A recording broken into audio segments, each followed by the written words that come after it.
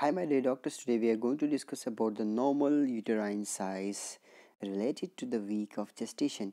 So, at which week, what will be the size of the uterus? So, the normal size of the uterus become palpated at 12 weeks of gestation. So, when the pregnancy reaches to the 12 week, then we can feel the size of the uterus. The uterus normally palpated at 12 week. It reaches the level of the umbilicus at 20 weeks of gestation.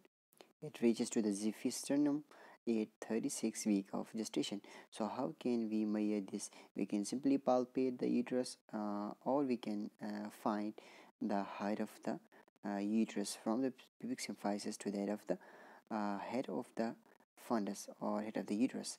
So that procedure is called as symphysis fundal height.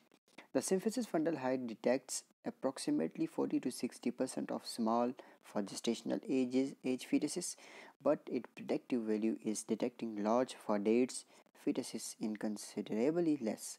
The uterine size is objectively measured with a tape measure from the highest point of the fundus to the upper margin of the pubic symphysis, and this is shown in that the below. I will show that. So appropriate growth is usually estimated to be the number of weeks of gestation in centimeters. So for example, we have a 30 week of gestation, and we have to measure that of the fundus or symphysis fundal height. We need to use a tape from the interior margin of the pubic symphysis and tell to that of head of the fundus. Then we can calculate and we can get the measurement of that. Or before going through, we can also estimate that without measuring by using the tape. We can estimate and say that if the week of gestation is 30 week, so it should be around about plus 2 centimeter above or 2 centimeter below that of the week of gestation. So it is the appropriate growth and normal height of the fetus. Sorry, that of the uterus.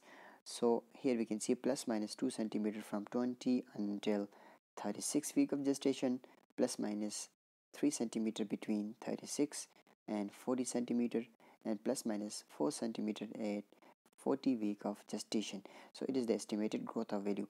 But sometimes what happen in some conditions or some abnormalities of the fetus, it or the uterus, the normal height is above, more above, or very less than that of the normal level of normal estimated value in relation to that of the gestation period. So that condition is called as uterine discrepancies. So in those conditions, for example, when the size of the baby is too much big, so what happened, it pushes the uterus more up. So the height of the uterus is more above than that of the estimated level.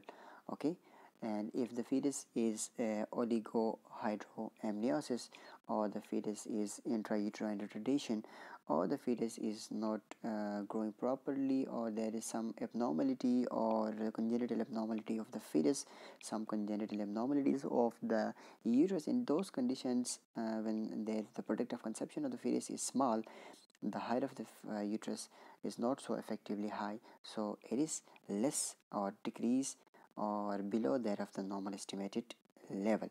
So that condition what we call is the uterine discrepancies. So here we can see the picture that showing us the level of the uterus.